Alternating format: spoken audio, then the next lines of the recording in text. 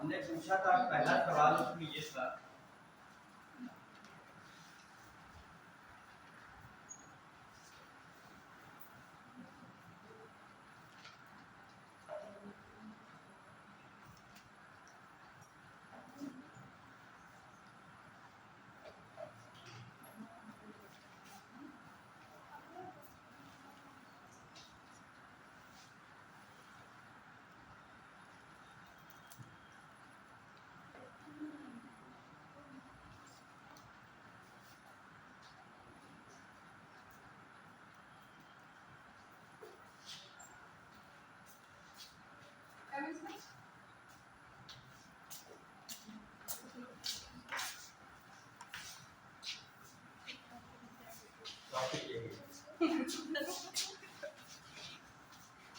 Question था कि number of electrons find करिए,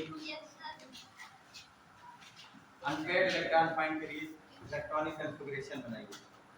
आप कर पाएंगे तब जब आप ये लिख पाएंगे कि कितना उसमें बाहरी वाली सेल का इलेक्ट्रॉन क्या है और कैसे आपने किया है। एक मैं बना के देखता हूँ, बाकी अगर वही आप बनाए हैं तो फिर सही है। जब Cr का इलेक्ट्रॉनिक कॉन्फ़िगरेशन बनाया 1s2 2s2 2p6 3s2 3p6 4s1 3d5 बना। जब मैंने कहा कि आपसे Cr3+ का बनाइए, तो जितने लोगों ने ये वाला बनाया है उन्हीं का सही है।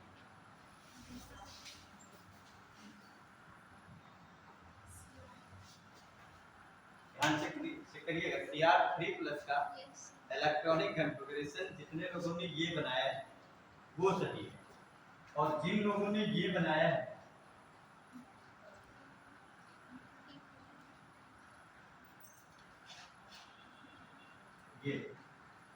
ये गलत, ये वाला यदि बनाया है तो ये रॉन्ग, ये वाला बनाया है तो सही। किसका है? आपका। Very good. तो इसका मतलब इन्होंने जानकारी है कि कैसे कौन सा ये वाला, ये नहीं बना चाहिए। ठीक है, नीचे वाला जनरली लोगों को ये पता चलेगा कि 3+ का चार्ज तब आता है जब 3 इलेक्ट्रॉन छोड़ देता है। ये 24 है और 24 में से यदि हम 3 इलेक्ट्रॉन निकाल दें तो 24 ही रहेगा, एटॉमिक नंबर नहीं बदलेगा। जब मैं आपसे बात करूंगा कि Cr और Cr में दोनों में, इसमें इसका एटॉमिक नंबर 24 है, इधर लिखते हैं। दोनों में मैं आपसे कहूं कि इलेक्ट्रॉन, प्रोटॉन और एटॉमिक नंबर बताइए 3 बार, तो आप इसमें इलेक्ट्रॉन कितने बताएंगे? 24, प्रोटॉन कितने? 24, एटॉमिक नंबर कितना? 20। इस बारे में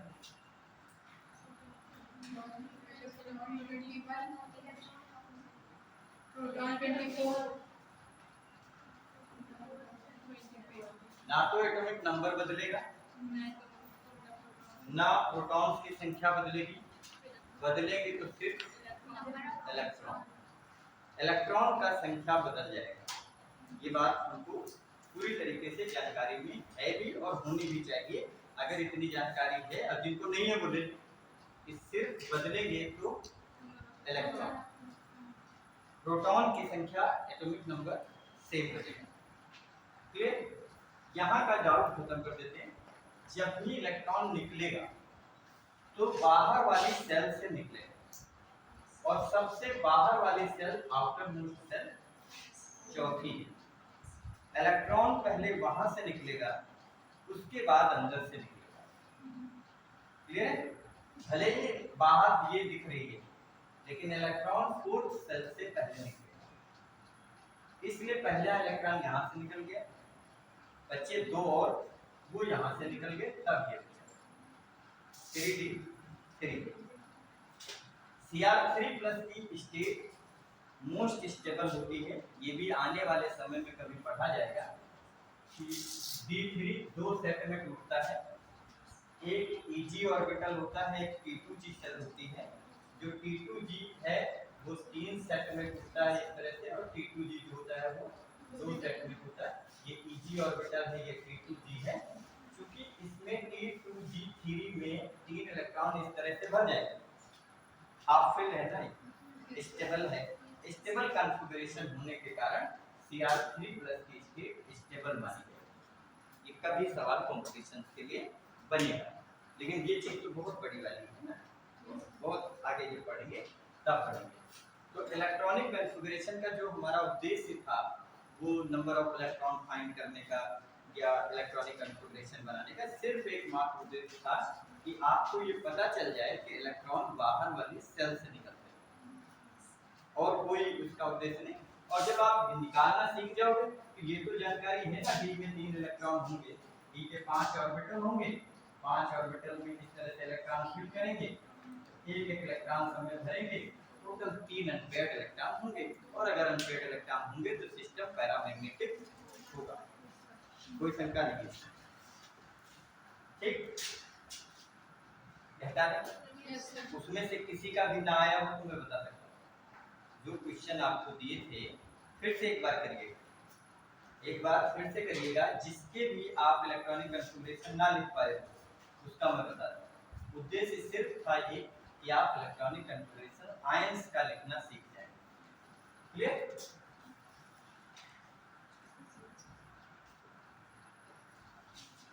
किसी का भी नहीं निकाल पाया तो मैं बता सकता हूँ, ये टेंशन मत रखना कि नहीं बताया नहीं बताया। एक सवाल, एक कोई कह रहा है कि नंबर ऑफ इलेक्ट्रॉन फाइंड नहीं कर पाए, वही था ना सवाल वो के ना, तो लास्ट में क्वेश्चन था कोई कि N3 - F-1 Mg2 Al3 और कौन था ऑक्सीजन 2- और सोडियम +1। इसमें क्या पता करना था? तो नहीं पता चले, पता चले नहीं कितने ना, सबके एक ही जैसे इलेक्ट्रॉन, सारी स्पीशीज में इलेक्ट्रॉन एक जैसे, सब में इलेक्ट्रॉन्स की संख्या बराबर है और सब में इलेक्ट्रॉन होंगे 10, सब 10 इलेक्ट्रॉन। बोलो कैसे होंगे? एटॉमिक नंबर इसका 7 होता है, इसका 9 होता है, इसका 12 होता है, इसका 13 है, इसका 8 है और इसका 11। जितना एटॉमिक नंबर है उतने इलेक्ट्रॉन होते हैं। अगर सिस्टम बिना चार्ज का है तो, अगर चार्ज नहीं है तो जितना एटॉमिक नंबर उतने ही इलेक्ट्रॉन। कितना? जो एटॉमिक नंबर, अगर कोई स्पीशीज कैसे लिखी, कोई सिंबल कैसा लिखा है, बिना चार्ज का है, न्यूट्रल चार्ज। क्लियर है? जैसे अगर खाली नाइट्रोजन लिखा होता तो इसमें होते 7 इलेक्ट्रॉन, क्योंकि ये लिखा है नाइट्रोजन 3-, तो 3- का मतलब है इसने 3 इलेक्ट्रॉन ले लिए, गेन कर लिया है, अर्थात 7 + 3 = 10 हो जाएगा, 10 इलेक्ट्रॉन। लेकिन ना तो प्रोटॉन की संख्या बदलेगी और ना ही एटॉमिक नंबर बदलेगा। बढ़ेगा क्या? सिर्फ इलेक्ट्रॉन, क्योंकि ये बहुत अच्छी तरीके से कंफर्म कर लीजिए, आगे की क्लास में अभी आज ही ये बात क्लियर होने वाली है कि इलेक्ट्रॉन बढ़ जाने से और इलेक्ट्रॉन घट जाने से आखिर होता क्या है, क्योंकि अगली जो प्रॉपर्टीज डिस्कस करने वाले हैं उसमें इनका बड़ा रोल है। इसलिए ये चैनल में जो भी सिस्टम आ रहा है उसको हम डे बाय डे ऐसे ही करेंगे। तो 10 इलेक्ट्रॉन, लेकिन ये नहीं सवाल था हमारा इलेक्ट्रॉन फाइंड करिए। इलेक्ट्रॉन ये निकलवाने का एकमात्र उद्देश्य उस सवाल को सॉल्व करना था जो था आइसो इलेक्ट्रॉनिक का। ये सभी स्पीशीज एक दूसरे के क्या है, ये सभी स्पीशीज कैसी हैं, आइसो इलेक्ट्रॉनिक। आइसो इलेक्ट्रॉनिक का एक नया टर्म है, सुना होगा, आइसो मींस सेम। जो आइसोटोप था, जो आइसोबार था, जो आइसोमर था, ठीक वैसे ही एक नया टर्म है आइसो इलेक्ट्रॉनिक का। सॉल्यूशंस के चैप्टर में आइसोटोन होता है, आइसोटोन। तो आइसो टर्म जहां कहीं भी लगा है, इसका मतलब है कुछ सिमिलर बात कही जा रही है, कुछ सिमिलर है। क्योंकि नाम आगे फिर देखो, इसमें आइसो के आगे इलेक्ट्रॉनिक लिखा है, तो मेन क्या है इसका मतलब सीखना है। मेन इसका मतलब हो गया सेम। अगर इलेक्ट्रॉन की संख्या समान है तो उन स्पीशीज को हम क्या कहेंगे, आइसो इलेक्ट्रॉनिक स्पीशीज। क्या कहेंगे, एनसीईआरटी में एक क्वेश्चन भी यहाँ से है आइसो इलेक्ट्रॉनिक स्पीशीज में।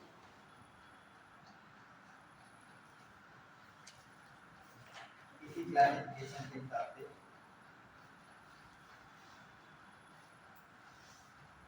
What do you understand by isoelectronic species? That is the NCERT exercise सवाल है। Name a species that will be isoelectronic with each of the following atom or ions. यह भी सवाल पूछा जा सकता है कि आप अपने F- का कोई एक ऐसा स्पीशीज लिखिए, जैसे F- के जैसा, F- के लिए कोई आइसोइलेक्ट्रॉनिक स्पीशीज लिखिए। ये सवाल है। F- में जितने इलेक्ट्रॉन हैं, इसका मतलब उतने ही इलेक्ट्रॉन वाली कोई दूसरी स्पीशीज लिखनी है, ये सवाल है। लेकिन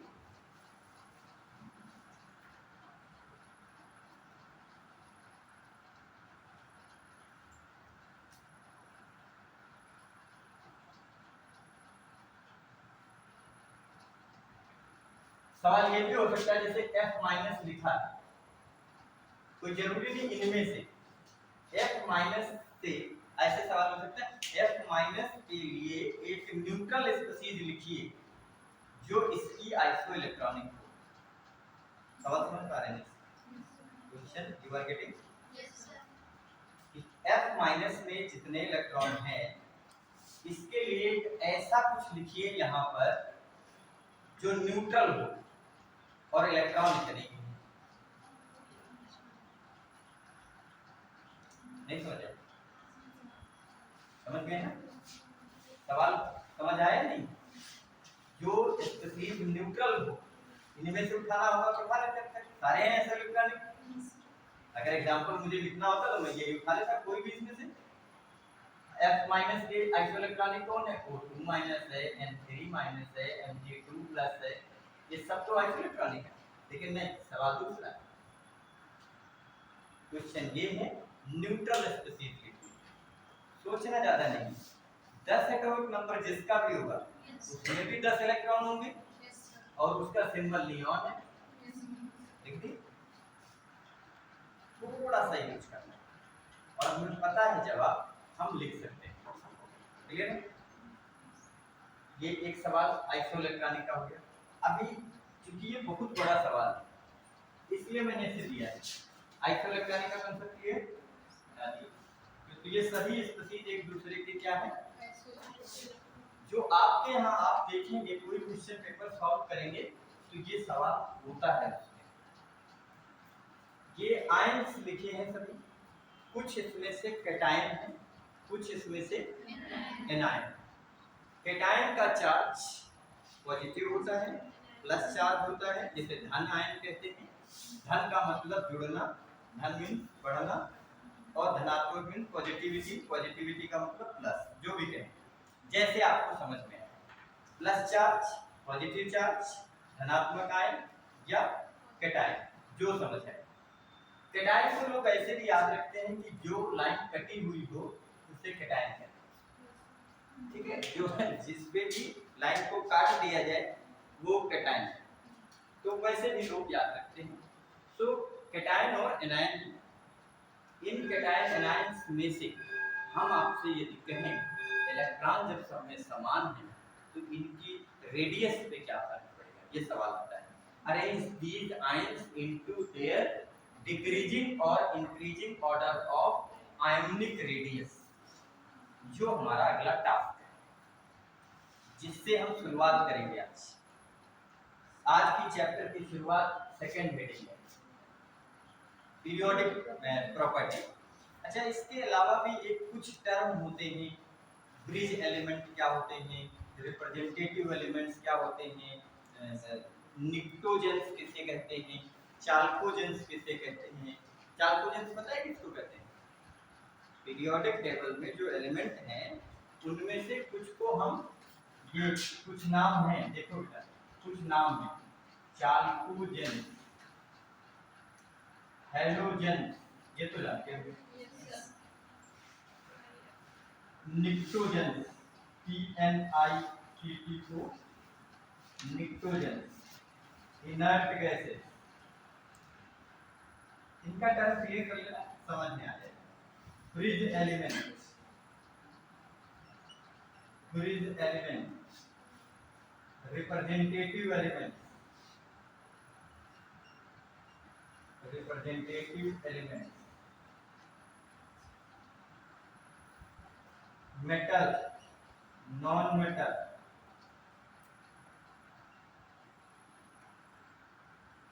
पीरियोडिक टेबल हमने नहीं बनाई है, ठीक है। ये हमको ऐसा लगता है कि आप इतने जागरूक होंगे कि पीरियोडिक टेबल बना ली, नहीं लगा लिया, वापस दे पीरियोडिक टेबल कहीं से अरेंज करके चिपका लीजिए, काम आएगी, कई बार काम आएगी। फिर जब मन करे वो पन्ना पलट के देख लो कहाँ है। इतने सारे शब्दों के मीनिंग जरूर पता टेबल समझने के।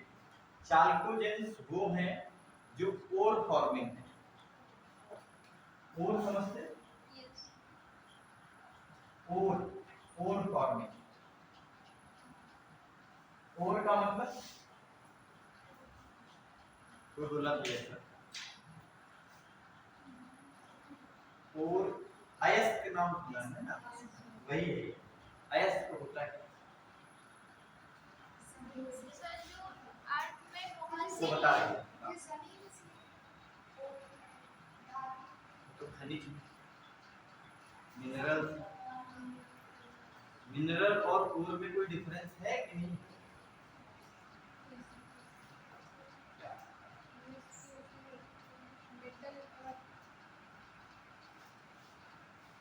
बहुत इंपॉर्टेंट है। जैसे मैंने मिनरल भी है, मिनरल्स वो जो माइंस से मिले, खुदाई से मिले, वो मिनरल है। तो और भी मिनरल होते हैं, लेकिन सभी मिनरल और नहीं होते। और मिनरल होते हैं, मतलब मिनरल के कुछ मिनरल और भी होते हैं, ऐसे सब सभी मिनरल और नहीं होते, सभी खनिज अयस्क नहीं होते।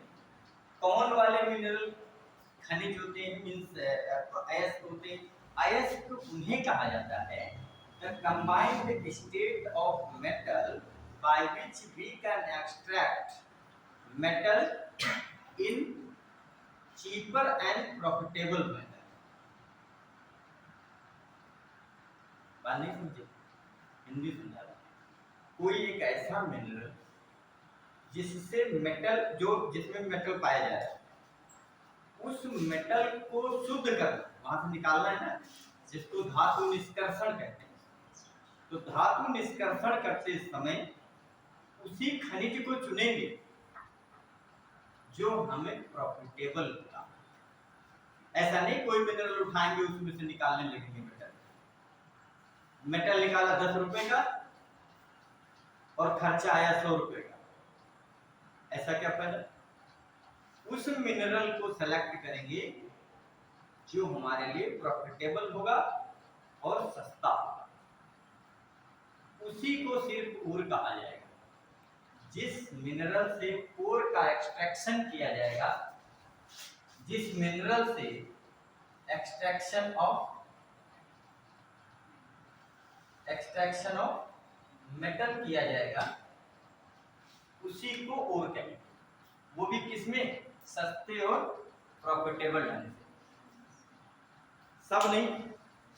तो मिनरल सभी और नहीं होंगे, लेकिन और सभी मिनरल होंगे, और जितने भी होंगे वो सब के सब मिनरल है। तो जितने भी और फॉर्मिंग है, अब याद करिए अयस्क जो हमने 12th क्लास में भी यूपी बोर्ड में तो पढ़ने था, अब शायद पता नहीं है कि नहीं, सिलेबस क्योंकि कंबाइंड हो गया है सीबीएसई का, तो सीबीएसई में तो नहीं है मेटल एक्सट्रैक्शन। एक चैप्टर था भी आइसोलेशन, लेकिन तुम्हारे कोर्स में है, नीट वाले कोर्स में है। एक्सट्रैक्शन का नाम नहीं है वहाँ, आइसोलेशन का नाम, आइसोलेशन ऑफ एलिमेंट्स और आइसोलेशन ऑफ, आइसोलेट का मतलब भी सेपरेशन ही होता है, अलग करना ही होता है, निष्कर्षण कहो चाहे अलग करना कहो, बात एक ही। तो जो मेटल का एक्सट्रैक्शन है उसमें बहुत सारी मेथड, कहीं फ्रॉथ-फ्लोट-फेन प्लमन मेथड, मैग्नेटिक मेथड, ये सब करा जाता है और उसके तहत एक प्रोसेस है जिससे हमें मेटल का एक्सट्रैक्शन होता है। लेकिन जो ओर थे आपने पढ़ा था, या तो सब ऑक्साइड थे या सल्फाइड थे, ऐसे जितने भी ओर थे या तो ऑक्साइड थे या सल्फाइड ओर थे, पढ़ा नहीं ऑप्शन ने, मींस जितने भी ओर होंगे वो सब ऑक्सीजन फैमिली के ही होंगे, इसलिए उस मेंबर को, उस फैमिली को चाल्कोजेंस कहते हैं, इसलिए उस फैमिली को टोटल, किस फैमिली को, याद है सारे नाम, ऑक्सीजन फैमिली के नाम पता है, आज याद करा देंगे, अभी याद हो जाएगा। ये इसीलिए पीरियोडिक टेबल बनाई नहीं मैंने, बनाते उसमें टाइम लगता थोड़ा सा आगे, इसीलिए मैंने कहा है आप अपने पास पीरियोडिक टेबल रख लीजिए, बना लीजिए, याद है मुझे, मेरी टेंशन नहीं लो। देखो इसको याद कैसे करेंगे, O S S E T E P O, और सीधा सा फॉर्मूला है आपके पास, उससे T को याद है, कोई जरूरत नहीं, उससे T को मतलब चीटिंग कर, उससे बस नाम पढ़ लेते हो, नहीं पढ़ दो, इधर वाले में तुम पढ़ दो सारे नाम, ऑक्सीजन पढ़ो, कहो ऑक्सीजन, सल्फर, सिलिकॉन, सेलेनियम,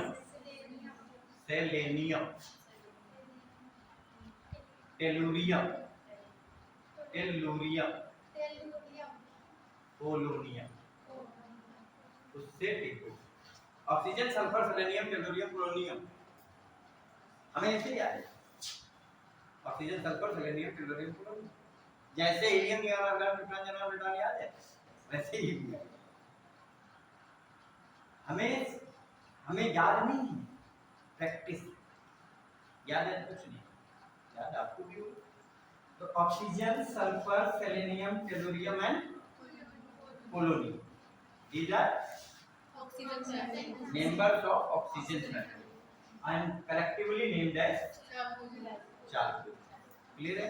तो ये नाम पढ़ के देंगे, पढ़ लेंगे, फिर से पढ़ लीजिए, नहीं आता है जिनको वो सिंबल के साथ नाम लिख लीजिए, जिस सिंबल का नाम नहीं पता हो उसको तुरंत लिख लो, इसका मतलब एक हमें फीडबैक जरूर मिला, आपको पीरियोडिक टेबल बनाने की सख्त जरूरत है, बहुत सख्त आवश्यकता है, और पहला काम आप यही करिएगा, शकल देख करके आप नाम देख करने तो सीख ही जाएगा, अगर इस शकल को देख करके या इसको देख करके, इसको देख करके, या इसको देखा हमने और हम नहीं आ रहा, दिमाग में है नाम नहीं आ रहा है, इसको क्या कहते हैं, तो वो बात देखिए, ये है क्या है, व्हाइट बोर्ड है, ये मार्कर है, ये सिंबल लिखा है, तो इसका नाम क्या है, पहला काम यही है केमिस्ट्री के अंदर कि सिंबल का नाम देख के तो पढ़ ही नहीं सकते। Oxygen, sulphur, selenium, tellurium and polonium.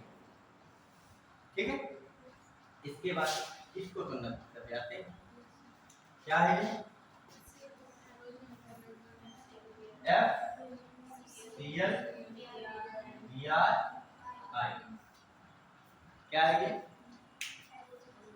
FCl BrI। Last में AT है, वो हेलोजन नहीं, लास्ट में AT है लेकिन वो यहाँ पर AT भी है but it is not halogen. Halogen considering नहीं, हेलोजन सिर्फ 4 है, हेलोजन सिर्फ। पीरियोडिक टेबल का ही सवाल है, ध्यान दीजिएगा, एक ये माइनस का है, एक ये माइनस का है और एक ये माइनस का है। इसमें से एक ऑक्सीजन फैमिली का, एक नाइट्रोजन फैमिली का है और एक हेलोजन का, तीनों फैमिली है इसमें।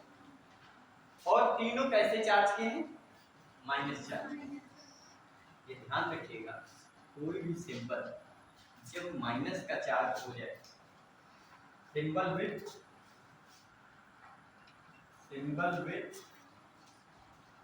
Minus charge, clear?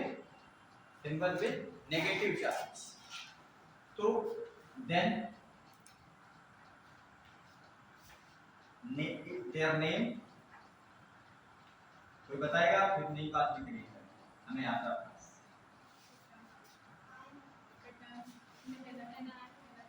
क्या पढ़ेंगे? पढ़ के बता दो, हम जाएंगे। N3 माइनस क्या है, O2 माइनस क्या है और F माइनस 1 क्या है। Then their name ended with IDE.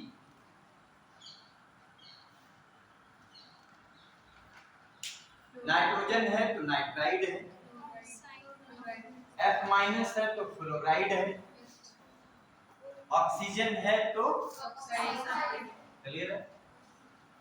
कितनी बारीक चीजें, और इन बारीकियों को यदि हम सीख जाए तो केमिस्ट्री आ जाए। ऑक्सीजन एंडेड विद 2 माइनस है तो देन बिकम्स एज ऑक्साइड। इतना ही नहीं, फास्फोरस पे यदि माइनस हो तो फास्फाइड, ये आगे का सेंस लगाएंगे ना हम लोग। सल्फर पे अगर माइनस हो, कितना अच्छा। एक चीज सीख जाने से हमें कंसेप्ट बढ़ जाता है। सल्फर का सल्फाइड है, फास्फोरस का फास्फाइड है, बोरॉन का बोराइड है, कार्बन का कार्बाइड है। इसका मतलब सब पे माइनस नहीं है, जिन पे माइनस है उनकी बात कर रहे हैं। और माइनस कौन बनाता है ये भी डिस्कशन करते हैं। तो ये हो गई हमारी।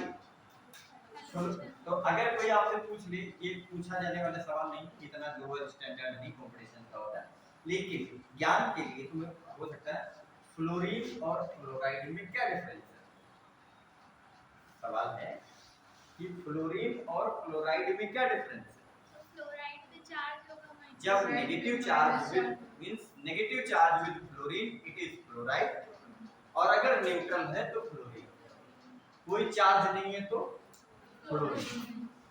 न्यूट्रल वाले का नाम कभी भी कुछ चेंज नहीं होता, जैसा सिंबल का नाम है वैसे न्यूट्रल स्पीशीज और कैटायन का भी वही नाम रहेगा। कैटायन और न्यूट्रल स्पीशीज का नेम वही है जो सिंबल नेम, लेकिन जब माइनस होगा तो नेम चेंज हो जाएगा। क्लियर? दो फैमिली हो गई। निट्रोजन एक ही बची, कौन सी? नाइट्रोजन ही होगा। और नाइट्रोजन, इसको कैसे याद करते हैं हम लोग? एन, ये भी हम शायद बता गए थे आपको, है? जो डेमो क्लास थी उसमें ये भी बताया था, ये वाला और वो वाला तीनों बताया। पता नहीं बताया कि नहीं, याद नहीं है। इसको कैसे याद करेंगे? क्या है? नफस शब्द ना, ऐसे जैसे लिखा है वैसे पढ़ दो। न अस सब भी, ऐसे कह दो। और वैसे बहुत सारे हैं, चूंकि कैमरा चल रहा है इसलिए वो ठीक नहीं है, बहुत सारे। क्योंकि हमें बोलना है, हम बोल सकते हैं कुछ भी, लेकिन हमें सीधा नाम याद है। क्या तमाशा इधर उधर का बात कर, नाइट्रोजन, फास्फोरस,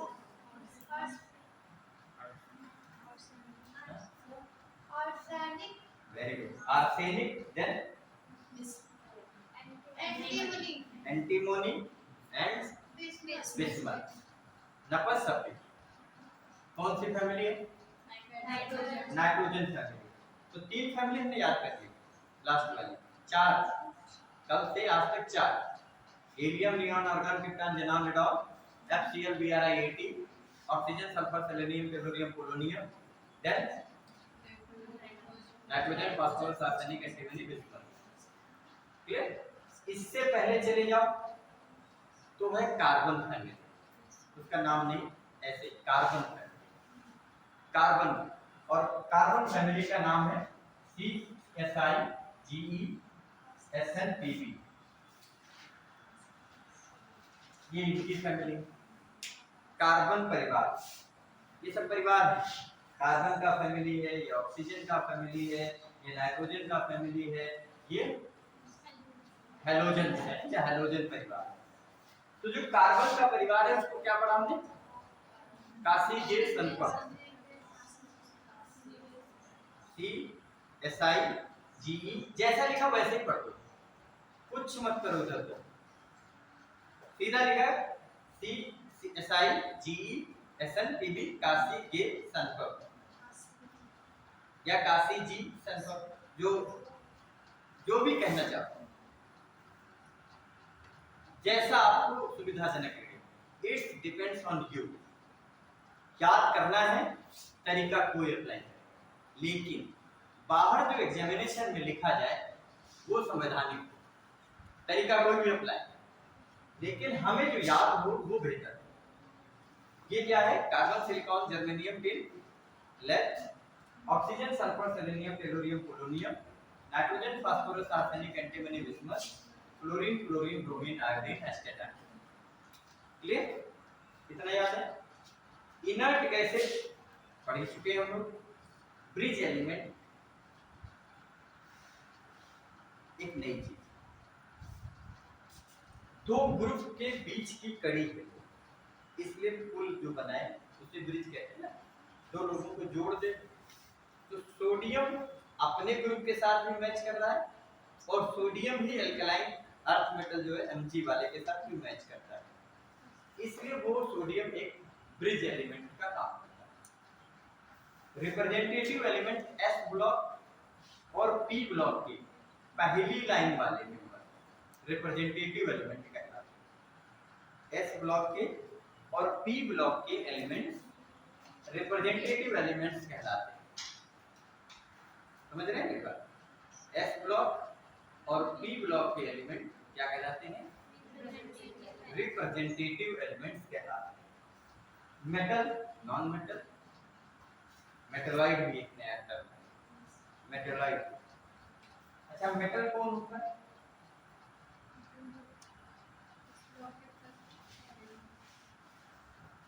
ये भी 9th से लेकर के, अरे कुछ बच्चे तो 7th से, पब्लिक स्कूलों में 7th से ही मेटल की परिभाषा पढ़ना शुरू कर देते हैं।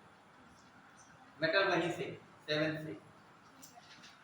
एक बात याद करा देगी, मेटल वो जो हार्ड, मेटल वो जो जिनको पीट पीट के शीट में कन्वर्ट किया जा सकता हो, मेटल वो जो मैलिएबल, जिनको मैलिएबल प्रॉपर्टी कहलाती है। जैसे मैलिएबिलिटी का क्या मतलब है?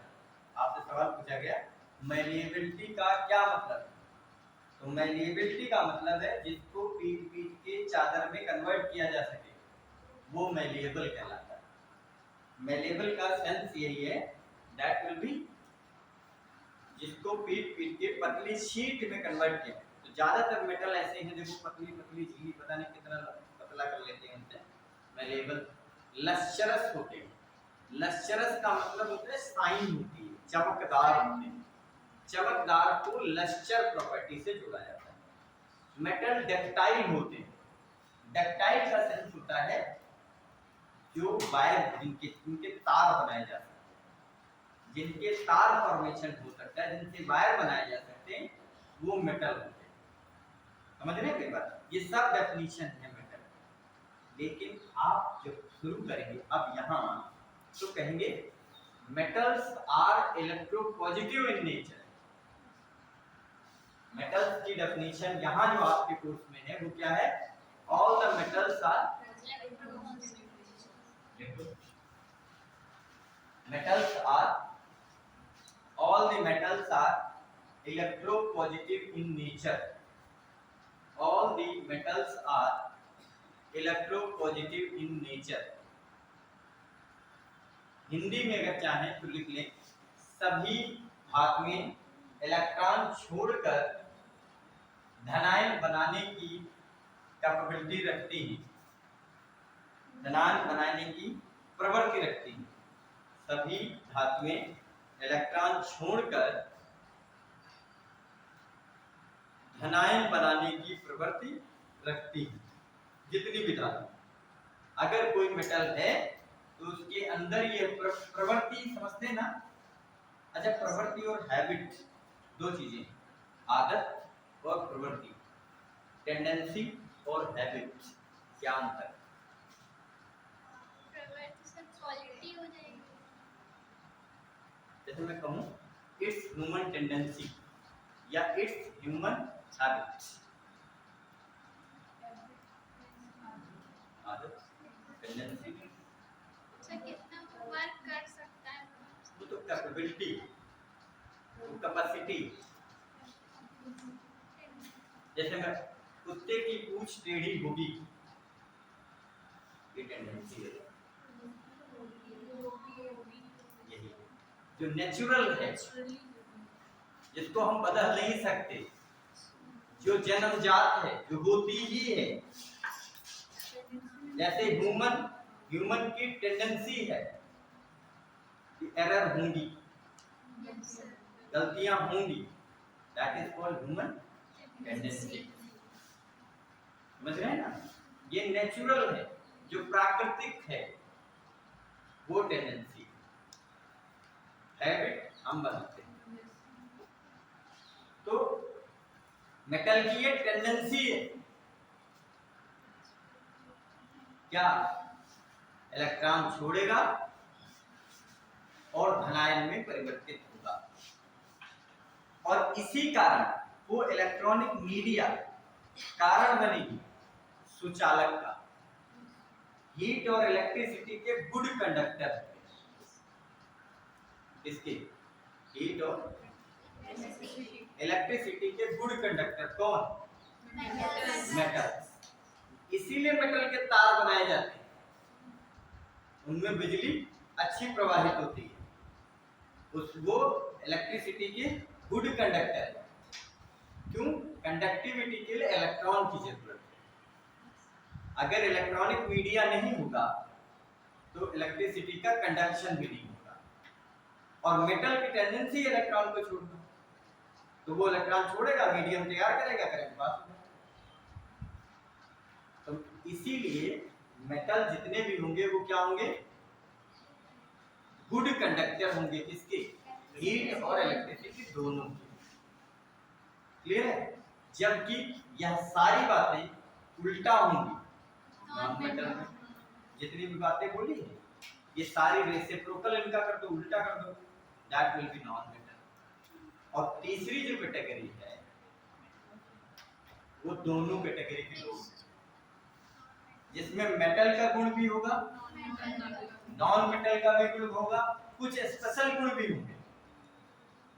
Those belongs to both in between. Metal और नॉन मेटल के बीच की जो कड़ी है उन्हें मेटलॉइड कहा। वो खाली मेटल नहीं है, खाली नॉन मेटल नहीं है, वो दोनों के बीच की कड़ी है, इसलिए उन्हें मेटलॉइड कहा जाता है। क्लियर है? बोलो। चलिए, कितनी बात सीख गए हम लोग? हाँ, तो सवाल मेरा ये था, इनको हम अगर इनकी रेडियस में अरेंज करें तो क्या होगा? कैसे अरेंज कर सकते हैं। तो कुछ मैं पहले डिस्कस करूंगा।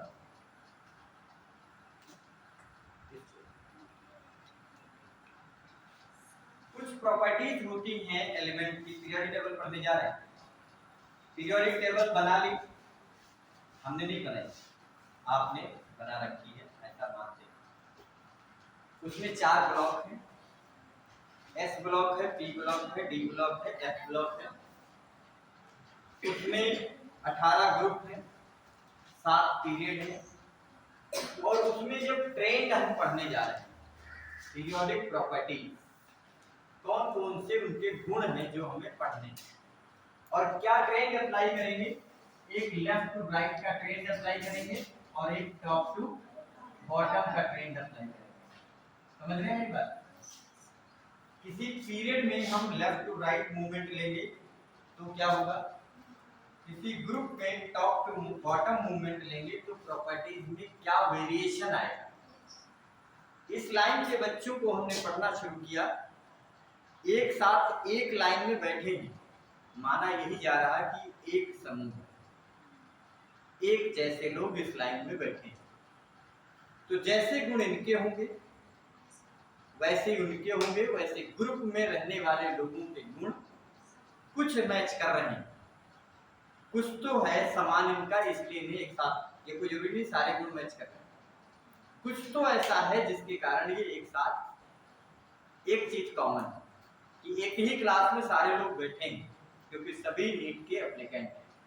लॉजिकल बात है, कुछ तो कॉमन है ना।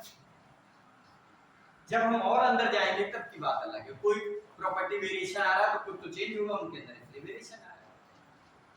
तो कुछ बेटा प्रॉपर्टीज होती है एटॉमिक प्रॉपर्टी, एटॉमिक प्रॉपर्टी, और एटॉमिक प्रॉपर्टीज कौन कौन सी होती है। Those properties depends on its electronic configuration। किसी भी एलिमेंट की वो प्रॉपर्टी जो इलेक्ट्रॉनिक कॉन्फ़िगरेशन पर डिपेंड होती हैं या उन्हीं के द्वारा हम उन्हें एक्सप्लेन कर सकते हैं। Those properties of the elements explained on the basis of electronic configuration are called atomic property। अगर किसी को डाउट हो एटॉमिक प्रॉपर्टीज क्या होती है तब की बात। एटॉमिक प्रॉपर्टीज होती क्या है, तो आप याद रखिए एटॉमिक प्रॉपर्टीज वो प्रॉपर्टीज हैं जिनमें वेरिएशन इलेक्ट्रॉनिक कॉन्फ़िगरेशन के बदलने से होता है।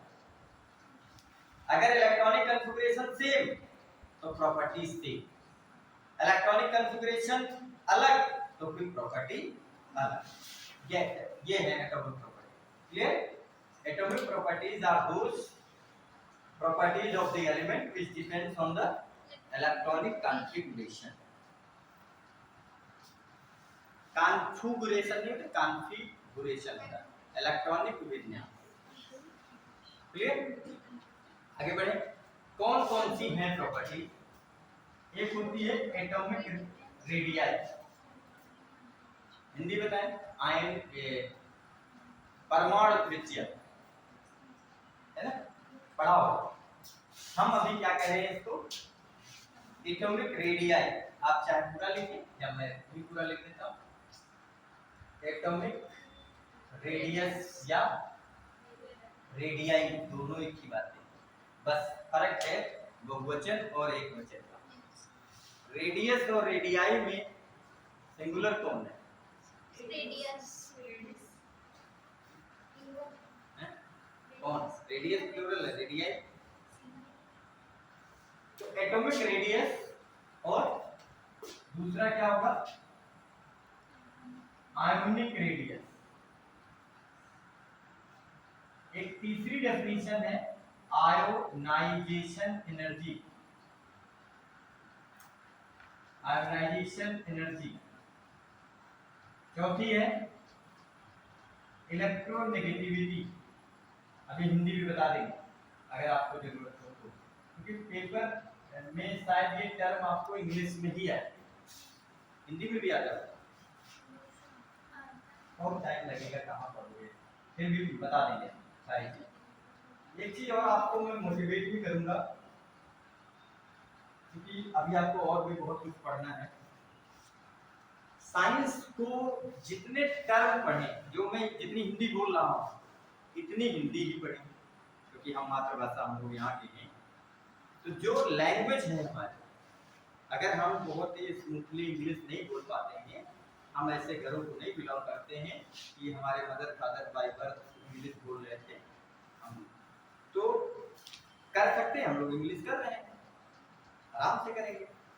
लेकिन आप क्या करिए, साइंस चूंकि ब्रेन में कहीं मदर फादर का वो तो है नहीं कि नहीं हम वहाँ किसान परिवार से हैं तो हम पढ़ेंगे, क्यों नहीं पढ़ेंगे? ब्रेन तो है, ब्रेन तो है। मैं तो वहीं से आता हूँ, रोज गाँव से आता हूँ, पढ़ाने आता हूँ, रोज आता हूँ, ये टेंशन मत लो। तो करना क्या है, हमें अपने ब्रेन का यूज करना है, और ब्रेन के साथ साथ ये ध्यान रखना है कि जितने टर्म साइंस के वो मेरे जीवन में तैयार है। एटम को परमाणु कहें, ठीक है, जानते हैं, अच्छी बात है, लेकिन कहें उससे एटम। हम एटॉमिक रेडियस को परमाणु त्रिज्या जानते हैं, ठीक बात, लेकिन कहें उसे एटॉमिक रेडियस। हम आयनाइजेशन एनर्जी को आयनन विभव जानते हैं। अरे आयनन विभव में बहुत कठिन लगता है, जबकि आयनाइजेशन एनर्जी कहना आसान है। और इससे भी आसान भी बताएंगे जब हमें आईई कहनी पड़ेगी, उससे भी आसान कहेंगे इसकी आईई बढ़ रही है, अब उनका तो आई भी बढ़ रही है, आ भी बढ़ रहा है, आयनन विभव को है यहाँ पर कहना आसान हो जाएगा। तो देखिए इंग्लिश कितनी सरल है, हिंदी से कई गुना ज्यादा सरल इंग्लिश है, बस हम उसे टच नहीं कर रहे। जैसे बायो वाले बच्चे, तुम सब नीट दे रहे हो, बायो एक उसमें है युग्मकोद्भिद, है हिंदी मीडियम में युग्मकोद्भिद, और अंग्रेजी उसकी गैमेटोफाइट, बता दोनों में सरल कौन? तो गैमेटोफाइट काफी सरल है। तो इंग्लिश वर्जन हिंदी से काफी सरल है। इंग्लिश वर्जन क्योंकि हमारा इंटरेस्ट उधर अगर कम रहा है तो कोई बात नहीं, लेकिन अभी इस भाषा में ही पढ़ें, कोशिश ये करें, लेकिन उसका अर्थ जो निकालें वो हिंदी, हम ग्रामर वाला हिंदी यूज करें, हम टर्म वाला हिंदी ना यूज करें। ऑर्बिटल को ऑर्बिटल कहें, कक्षक थोड़ा दूसरा है ना, ऑर्बिटल क्या है, फिर भी नहीं आएगा। ग्रामर समझना हम अगर चाह रहे हैं तो उसको हिंदी यूज कर लें।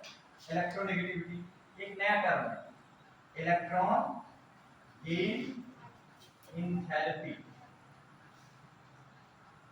एंथैल्पी।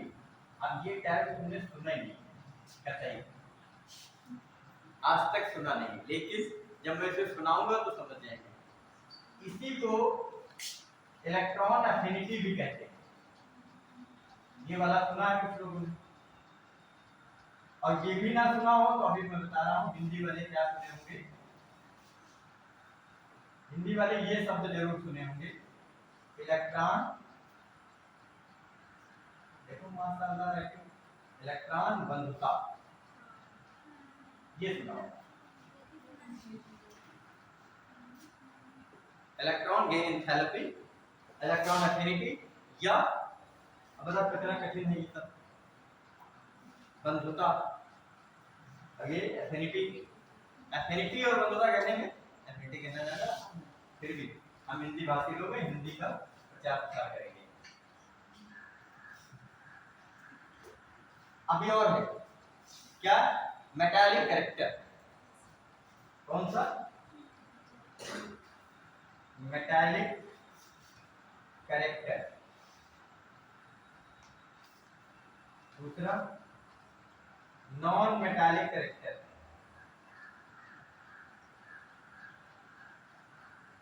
नॉन मेटालिक कैरेक्टर, ये कुछ ये प्रॉपर्टीज हमने आपको लिखी है। इन प्रॉपर्टीज का वेरिएशन, अच्छा ये किसकी प्रॉपर्टी पड़ती है, 118 एलिमेंट, 118 एलिमेंट की बताओ एटॉमिक रेडियस कैसी होगी, सबकी लिख के बताओ। 118 एलिमेंट की आयनिक रेडियस लिख के बताओ प्लीज। आयोनाइजेशन एनर्जी 118 एलिमेंट की कितनी होगी? इलेक्ट्रोनेगेटिविटी उनकी सबकी इंडिविजुअल अलग अलग किसकी कितनी होगी? इलेक्ट्रॉन गेन एंथैल्पी सबकी कितनी होगी? इलेक्ट्रॉन एफिनिटी या मेटालिक कैरेक्टर सबका कैसा होगा? नॉन मेटालिक कैरेक्टर सबका कैसा होगा? है ना कठिन बात। और 2 मिनट के अंदर अगर इतनी सारी बातें सीख जाए, यही खतरनाक है, यही पीरियोडिक टेबल है। पीरियोडिक टेबल में करना क्या है, हमको ये सीखना है, क्योंकि हम इंडिविजुअल किसी का नहीं याद कर पाएंगे, हम ये याद कर पाएंगे एटॉमिक रेडियस, बता देंगे इनकी इनसे ज्यादा है, इनसे कम है, आगे वालों से कम है, पीछे वालों से ज्यादा है, दाएं वालों से थोड़ी ज्यादा है, इनसे और ज्यादा है, ऐसे याद कर पाएंगे। कंपैरेटिव स्टडी कर पाएंगे, कंपैरेटिव स्टडी कर पाएंगे किसकी किससे एटॉमिक रेडियस किसकी कितनी ज्यादा है, ऐसा। क्लियर? तो ये है हमारी कौन सी बेटा प्रॉपर्टीज है ये? Atomic radius. ट्रेंड याद कर लीजिए पहले, ट्रेंड पीरियोडिक टेबल में ट्रेंड क्या है? ट्रेंड समझते हैं? चलन, ट्रेंड, आजकल ट्रेंड ऐसा चल रहा है, ट्रेंड क्या है? तो वो ट्रेंड क्या है? लेफ्ट टू राइट का एक ट्रेंड है और एक टॉप टू बॉटम का ट्रेंड है। तो ट्रेंड एक तो इन ग्रुप्स है, इन ग्रुप्स, ग्रुप्स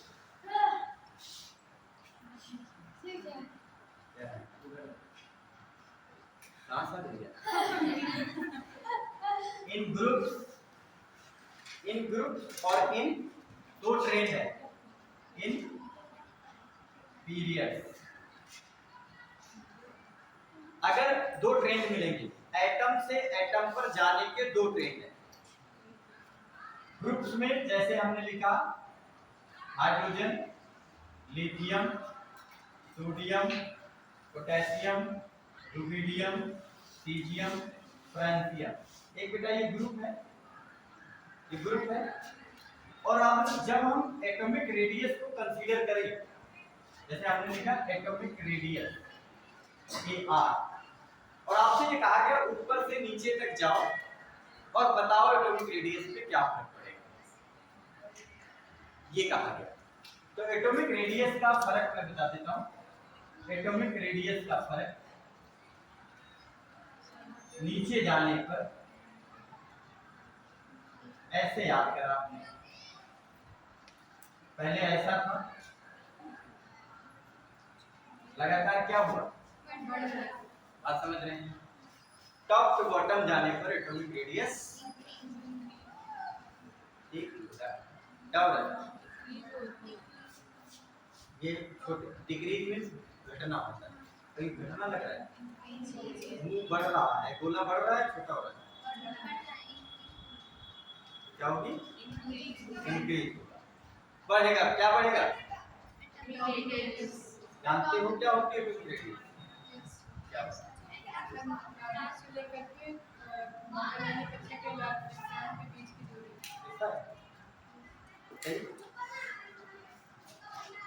ये एटम है, ये न्यूक्लियस है, ये कहाँ है? एटॉमिक रेडियस है, देखा?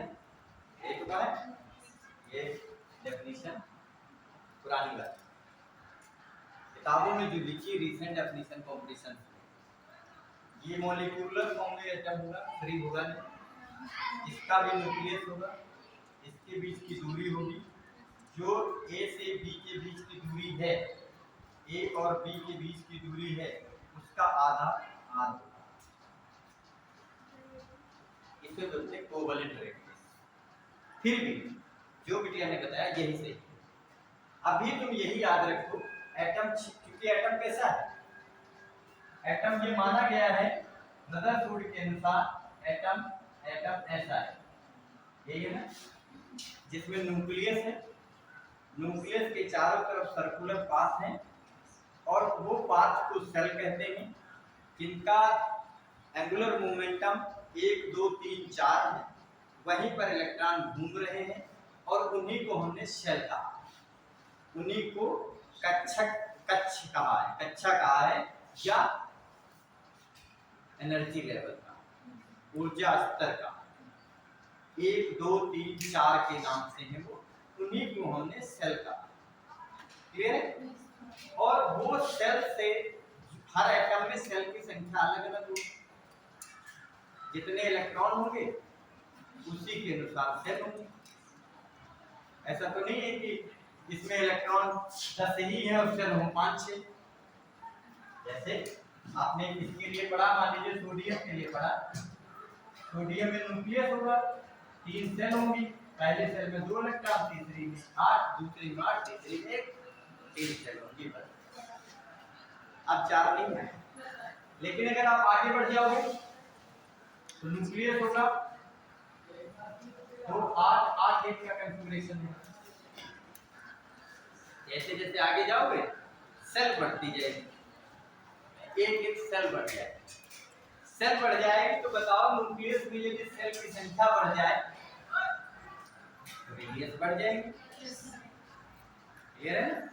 न्यूक्लियस से दूरी बढ़ती जाएगी तो एटॉमिक रेडियस भी बढ़ेगी। इसलिए टॉप टू बॉटम जाने पर ये एक ग्रुप में नहीं, ये 18 ग्रुप लगातार के लागू। क्या लागू होगा कि atomic radius top to bottom बढ़ती है। Atomic radius top to bottom किसी भी ग्रुप में बढ़ती है। ये याद करने के लिए खाली, और अभी खाली याद करने के लिए, ये यूनिवर्सल ट्रुथ नहीं है। केमिस्ट्री इसीलिए खतरनाक बन जाती है। केमिस्ट्री तब कठिन हो जाती है जब एक तरफ कहा जाता है ये सही है, यही होगा, और कुछ देर बाद ये कह दिया जाता है इन को छोड़कर, जिनको आप अपवाद कहते हैं, जिनको आप एक्सेप्शन कहते हैं। लेकिन जो जनरल रूल है वो ये जनरल रूल यही है कि टॉप टू बॉटम जाने पर एटॉमिक रेडियस, परमाणु त्रिज्या बढ़ती है। अब आपसे पूछे बताओ आरबी बना के पोटेशियम क्या, अब नाम चूंकि याद नहीं, अगर मैं पूछूं इसमें से रुबिडियम बना के सीजियम बना, सिंबल तो जानते हो, पहले सीजियम सीएस है, आरबी रुबिडियम है, कौन बड़ा होगा? क्लियर है? डाउट खत्म। कि टॉप टू बॉटम जाने पर कौन बड़ा? जो नीचे वाला, नीचे वाले में बड़ा है। अब सवाल क्या होगा, फंसेंगे कहां? क्यों? ये है हमारा मेन सवाल कि टॉप टू बॉटम रेडियस बढ़ती है, या आप 9th से याद कर रहे हैं, 10th में भी था। Atomic radius top to bottom किसी भी ग्रुप में बढ़ेगी, और बात पूरी याद हो गई है, 118 एलिमेंट का हम समझ गए कि टॉप टू बॉटम जाने पर एटॉमिक रेडियस बढ़ेगी। अगर ग्रुप वाइज डिस्कशन की बात करेगा कोई, तो टॉप मेंबर कम रेडियस वाला होगा, लास्ट वाला उस ग्रुप का बड़ी रेडियस वाला होगा, और ये बात याद करनी। पीरियड में बेटा क्या होता है, एटॉमिक रेडियस जनरली इस तरह से लागू होती है।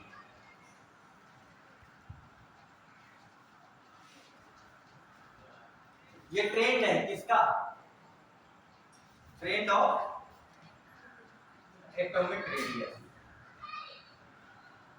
एटॉमिक रेडियस का ट्रेंड है कि किसी भी ग्रुप में top to bottom atomic radius बढ़ेगी, और किसी भी पीरियड में लेफ्ट टू राइट मूवमेंट पर एटॉमिक रेडियस घटेगी। और उसके पीछे तर्क देखिए, पीरियोडिक टेबल में लेफ्ट टू राइट जाइए जरा, कहां से जाएं? लिथियम से, बेरिलियम से, boron, carbon, nitrogen, oxygen, fluorine, यही है ना लेफ्ट टू राइट? बोलो, पीरियोडिक टेबल है ना आपके पास? चेक करना। जब मूवमेंट ले रहे हैं पीरियड में, तो यही वाले एलिमेंट हैं, चेक करो, lithium, beryllium, boron, carbon, nitrogen, oxygen, fluorine, neon. तो इसको नहीं, ये जो घटेगा साइन, अगर इस पे यहां तक घटेगा खाली, जैसे इस पे आओगे फिर बढ़ जाएगा। यही इसलिए बात यहीं तक आएगी तुमसे। इनकी बात अलग है, इनके अंदर वो है जो सबके अंदर नहीं है, इसलिए ये अलग है।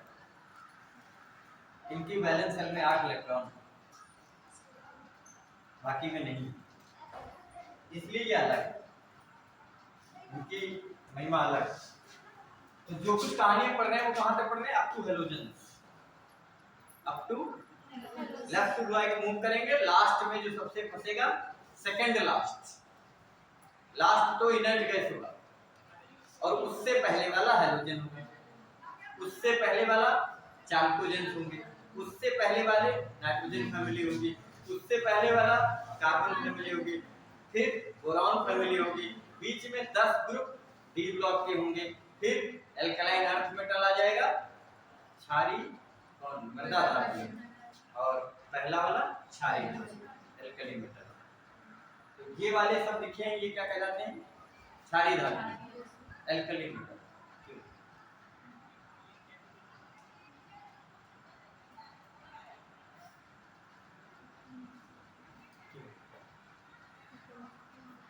क्योंकि ये पानी में जब रिएक्शन करते हैं तो क्षार बनाते हैं, NaOH बनाते हैं।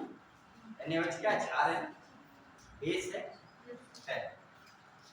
तो from top to bottom, from left right, ये ट्रेंड याद करो। अब ये समझ गए हो कि क्या ट्रेंड होता है एटॉमिक। अब सबका रेडियस ट्रेंड में बता देता हूँ, शॉर्ट में लिखिए तो ज्यादा ठीक रहेगा, है ना? क्योंकि ज्यादा पढ़ना है तो कम समय में ज्यादा तभी पढ़ा जा सकता है। देखिए कैसे पढ़ते हैं।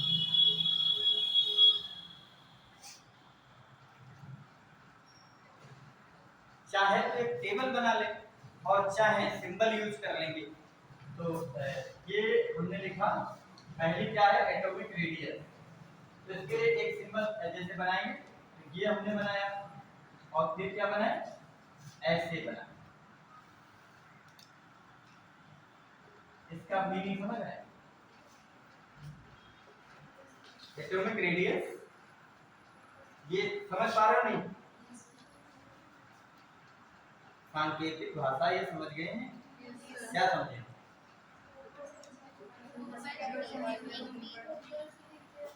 ऐसे जाएंगे तो घटेगी, ऐसे जाएंगे तो, ऐसे जाएंगे तो कहाँ जाएंगे? किसी ग्रुप में, किसी समूह में जाएंगे तो ऊपर से नीचे जाएंगे, और किसी पीरियड में जाएंगे, आवर्त में जाएंगे तो left to right. Atomic radius हो गई। आयोनिक रेडियस भी similar order, same as in atomic radius, लगभग वैसा ही ऑर्डर होगा जैसा।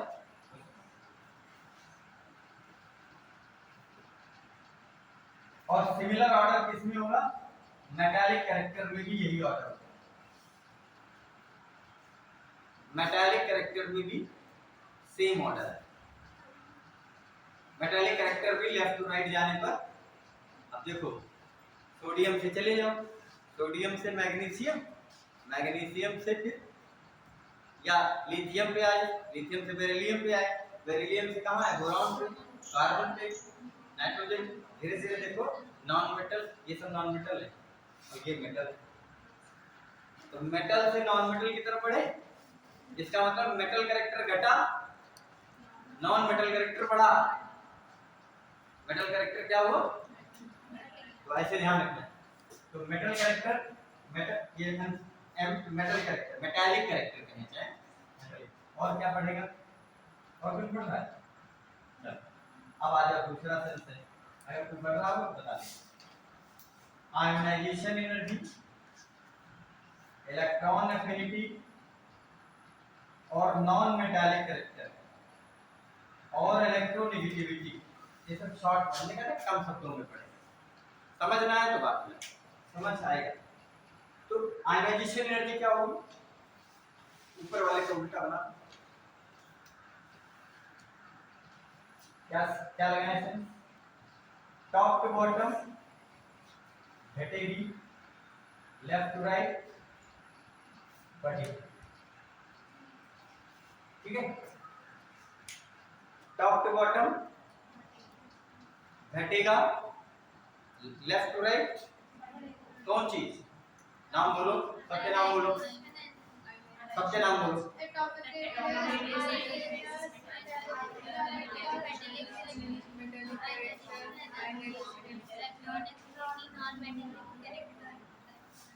इस सब तो बता गए।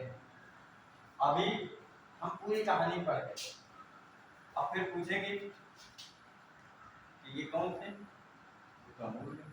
अभी नॉर्मल डेफिनेशन में पूछूंगा आयोनाइजेशन एनर्जी क्या है। अभी ये तो सीख लिया हमने, ये पढ़ते हैं ये करते हैं, है क्या।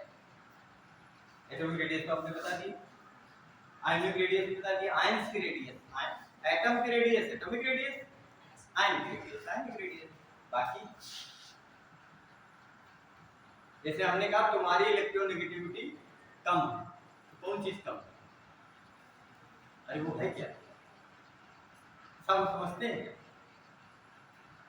हम नहीं जानते, हम इलेक्ट्रोनेगेटिविटी का मीनिंग नहीं जानते, क्या कहें उसको, कैसे समझें, कैसे समझें कि हमारी इलेक्ट्रोनेगेटिविटी बढ़ रही है, या हमारी आयोनाइजेशन एनर्जी बढ़ रही है, या हमारे इलेक्ट्रॉन, हमसे कह दिया आपने कि आयोनाइजेशन एनर्जी आपकी ज्यादा है, क्या मतलब, क्या कहा है, हम तो समझ ही नहीं पाए आपको हमारे लिए अच्छा कहा है कि बुरा कहा है। जैसे हमसे कह दिया, क्या आपसे मैंने कह दिया you are more electronegative atom, तो कौन चीज कहती है, ऐसा तो नहीं गाली देती, जब मीनिंग नहीं पता है तो क्या पता। जैसे किसी ने कहा धैर्य की पराकाष्ठा आज पार हो गई, अब पराकाष्ठा ही नहीं पता क्या होती है तो क्या पार हो गई, जब हमें यही नहीं पता है कौन चीज पार हो गई है। यही इलेक्ट्रोनेगेटिविटी इनकी इनसे ज्यादा है, तो कौन चीज ज्यादा है, मीनिंग पता होना चाहिए। एटॉमिक रेडियस तो जान गए, छोटे बड़े हैं, जो छोटे साइज के हैं उनकी कम रेडियस मानी जाएगी, जो बड़े साइज के हो गए लॉजिकल, जिनमें नंबर ऑफ सेल्स ज्यादा है वो बड़े हैं। अब बात यहाँ फंसेगी आके बेटा, यहाँ से यहाँ तक सेल बराबर है, जितनी सेल इसमें उतनी इसमें और उतनी ही इसमें, सब में सेल बराबर है। ऊपर वाली बात हम मान गए, चलो तुम्हारी कि ऊपर धीरे धीरे जैसे नीचे की तरफ जाओगे एटॉमिक रेडियस इसलिए बढ़ेगी क्योंकि सर सेल्स बढ़ेंगे, अगर जितनी बार चक्का घुमा दोगे तो कुछ तो रेडियस बढ़ जाएगा, लॉजिक समझ में आता है, मान भी गई। लेकिन यहाँ क्या है, सेल नहीं बढ़ा है, जितनी सेल इसमें है कॉन्फ़िगरेशन चेक करिएगा, 2 1 2 2 2 3 2 4 2 5 2 7 और 2 गलत हो गया 6 7 2 8। देखो सब में 2 ही सेल हैं,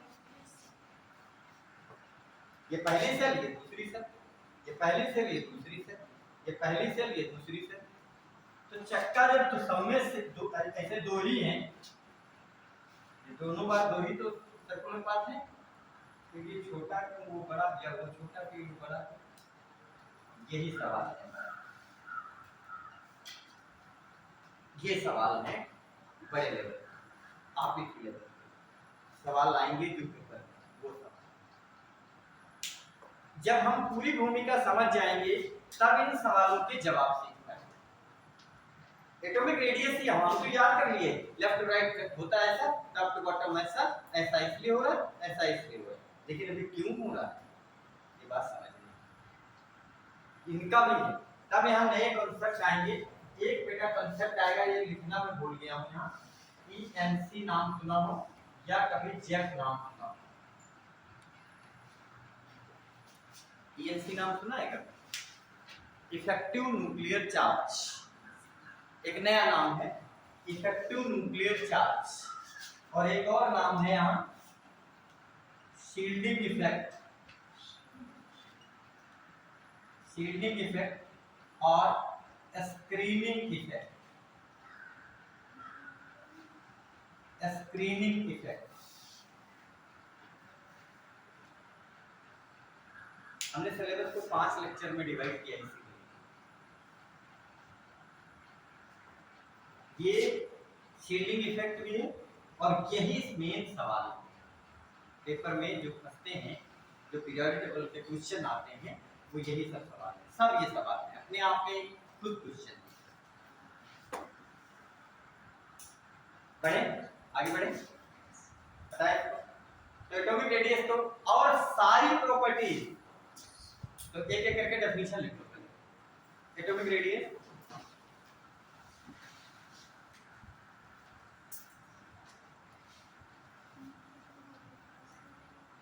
atomic radius, distance between outermost cell and nucleus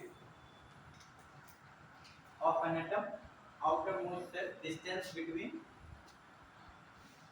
the distance between outermost cell and nucleus of the atom।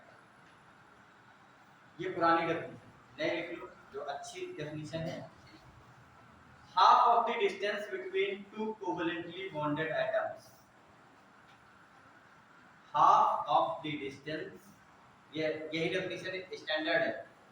half of the distance between two covalently bonded atoms, half of the distance between two covalently bonded atoms, clear। दूसरा ionic radius, sign वही same definition है। तीसरी लिखो, ये चाहे metallic character लिख लो या जो आपको पहले लिखाया हो कौन सा लिखा है, पहले में प्रॉपर्टी लिखा है, आई ई ही लिखा होगा, आई ई आयनिक रेडियस वो तो हो गया, वो सिमिलर है, वो लगभग एटम से की जो रेडियस है, मेटालिक कैरेक्टर, तो लिख लो मेटालिक कैरेक्टर। तो लिख चुके हैं, तो मेटालिक कैरेक्टर क्या होता है, tendency to lose an electron, लिखो tendency to lose an electron, tendency to lose an electron and get positive charge, tendency to lose an electron and get positive charge, tendency to lose an electron and get positive charge is known as metallic character। Hindi पता है, पता है, किसी भी element की electron छोड़ने की प्रवृत्ति उसके मेटालिक कैरेक्टर को डिफाइन करती है, ठीक। और क्या है अगला, आई लिख लो।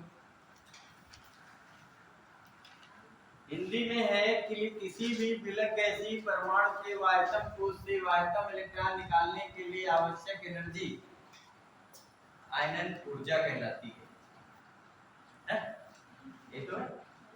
दूसरी लिखो, टेंडेंसी टू टेंडेंसी नहीं, the amount of energy, tendency नहीं, the amount of energy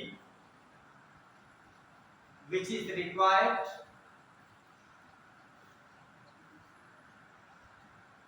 the amount of energy which is required to remove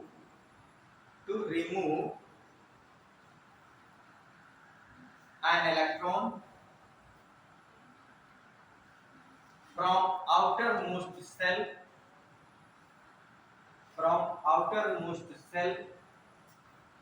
of an isolated gaseous atom, of an isolated gaseous atom। इसी की हिंदी है कि किसी विलयन गैसीय परमाणु के बाह्यतम कोश से एक इलेक्ट्रॉन पूर्णतया बाहर करने के लिए जो एनर्जी आवश्यक होती है उसे आयनन ऊर्जा या आयनाइजेशन एनर्जी कहते हैं, आयनाइजेशन एनर्जी। और इसका सबसे सरल डेफिनेशन देखो, सारे लोग एक मिनट के लिए बोर्ड पे आ जाएं। सबसे दुनिया की सरल डेफिनेशन जिसका कोई जोड़ नहीं, बिना शब्दों के डेफिनेशन, क्या, ये एटम, ये आउटर मोस्ट सेल, सबको बदलेंगे, यहाँ इलेक्ट्रॉन, यही सबसे बात है। एक तीर बनाया ऐसे, क्या सेंस है इसका?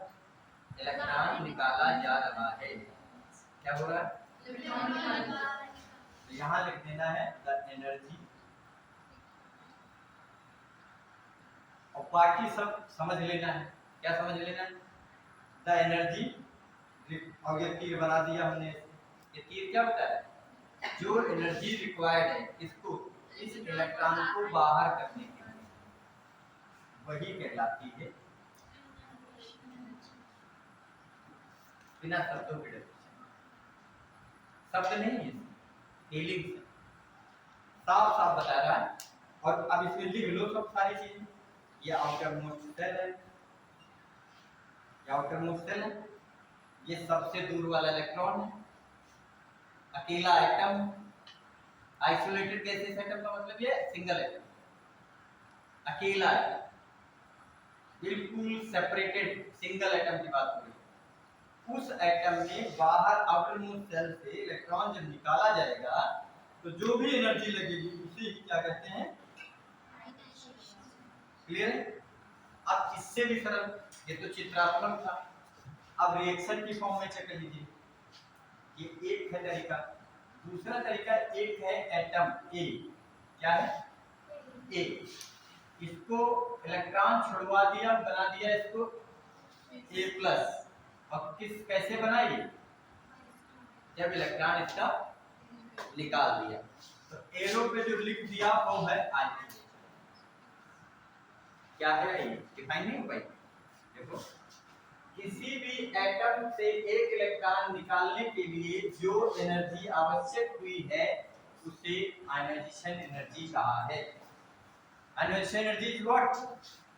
किसी भी एटम से एक इलेक्ट्रॉन पूर्णतः निकालने के लिए, पूर्ण बाहर करने के लिए, the required energy that will be called I. और इसके बारे में ये लिख लीजिए, एटॉमिक रेडियस इसलिए पढ़ा है क्योंकि सारा खेल एटॉमिक रेडियस क्यों घट बढ़ रही? हाँ बिल्कुल सही, बिल्कुल सही। बोलो बोलो, अब बोलो, बोला बढ़िया, सही बोला। नहीं, हमारी भाषा को लोग भरोसा नहीं करते, जबकि ये सही कहा, सच में सही कहा। इलेक्ट्रॉन लगातार बढ़ रहे हैं, इसलिए सेल बढ़ रही है, इसलिए साइज बढ़ रहा है। और इलेक्ट्रॉन इसलिए बढ़ रहे हैं क्योंकि एटॉमिक नंबर बढ़ रहा है। एटॉमिक नंबर बढ़ रहा है लगातार, ऊपर से नीचे जाने पर 1 3 11 19 35 37 कितना है? 37 55 87। लगातार एटॉमिक नंबर बढ़ रहा है ना सबका, तो इलेक्ट्रॉन्स बढ़ेंगे। इलेक्ट्रॉन्स बढ़ेंगे तो उनका डिस्ट्रीब्यूशन जब करेंगे तो उनमें सेल्स भी बढ़ जाएंगे, सेल्स बढ़ जाएंगे, एटॉमिक रेडियस बढ़ जाएगी, ऐसा आपने कहा। और एटॉमिक रेडियस पर सारी प्रॉपर्टी डिपेंड करेगी। अगर एटॉमिक रेडियस बढ़ी, सोच के देखो, ये डेफिनेशन लगा देते हैं इस पे। अगर एटॉमिक रेडियस ज्यादा है, सपोज ज्यादा, तो ये वाला इलेक्ट्रॉन है ना बाहर, यहाँ न्यूक्लियस है, ये वाला इलेक्ट्रॉन वो सबसे दूर है। बताओ इसका इसके साथ कनेक्शन कुछ हो पाएगा? क्यों? क्योंकि सेंटर में कौन है? बाहर इलेक्ट्रॉन कैसा है? नेगेटिव चार्ज का। नेगेटिव का पॉजिटिव के साथ इंटरेक्शन है? उस नेगेटिव का पॉजिटिव के साथ इंटरेक्शन दूर होगा तो कम होगा ज्यादा होगा? तो उसे निकालना कैसे संभव होगा? इसीलिए साइज बढ़ने पर क्या होगा? आयोनाइजेशन एनर्जी, वही तो आपने कहा। Ionisation energy top to bottom क्या होगी? मतलब रिक्वायर्ड अमाउंट, जाना है क्या?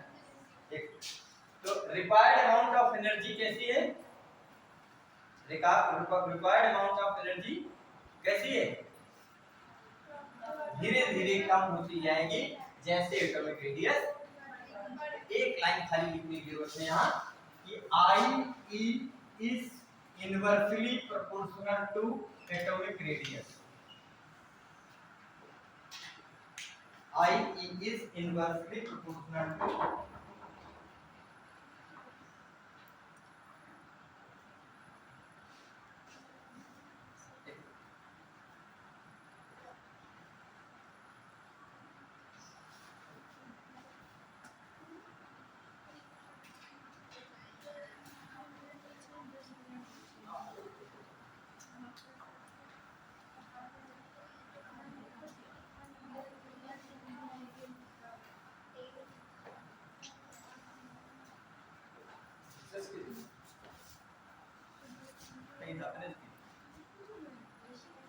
ये देना